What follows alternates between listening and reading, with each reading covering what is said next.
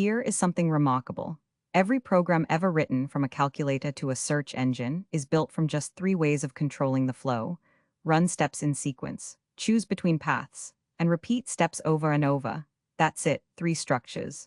Master these three, plus the variables that hold your data and the subroutines that organize your code, and you can build anything. So let's make each one concrete, the way you'd actually write it in Cambridge pseudocode.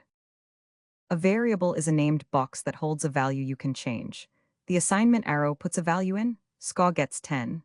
A constant is a box you lock shut, like pi, fixed for the whole program. The name lets you reach the value whenever you need it.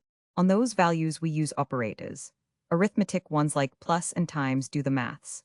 Comparison ones like greater than ask a question and return true or false. And Boolean operators and or not combine those answers into richer conditions. Selection lets the program decide. If a condition is true, do one thing, else do another. If the score is at least 50, output pass, otherwise output fail. One test, two branches, and the program takes exactly one of them. When there are many possible values, nested ifs get clumsy. A case statement is cleaner. It checks one variable against a list of options and jumps to the matching one. Same idea as selection, just tidier when you have lots of choices. Iteration repeats code. A for loop runs a fixed number of times when you know the count. For I from 1 to 10, do this 10 times. It's the loop you reach for whenever the number of repetitions is known in advance. When you don't know the count, you loop on a condition. A while loop tests first, so it might run 0 times. A repeat loop tests last, so it always runs at least once. Test at the top or test at the bottom, that's the only real difference.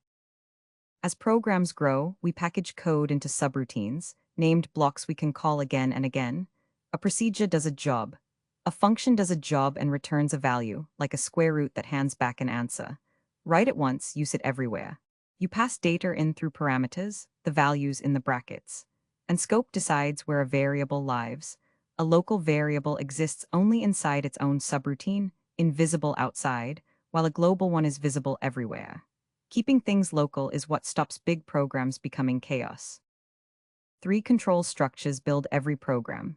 Sequence runs steps in order, selection chooses a path with if or case, and iteration repeats with for, while, or repeat. Variables hold the data those structures act on. Choose the right loop. For when you know the count, while when you might run 0 times because it tests first, and repeat when you must run at least once because it tests last. And organize code with subroutines. Procedures do a job, functions return a value. Pass data in through parameters, and keep variables local wherever you can, so a growing program stays clean instead of collapsing into chaos. The object-oriented style of organizing code comes later.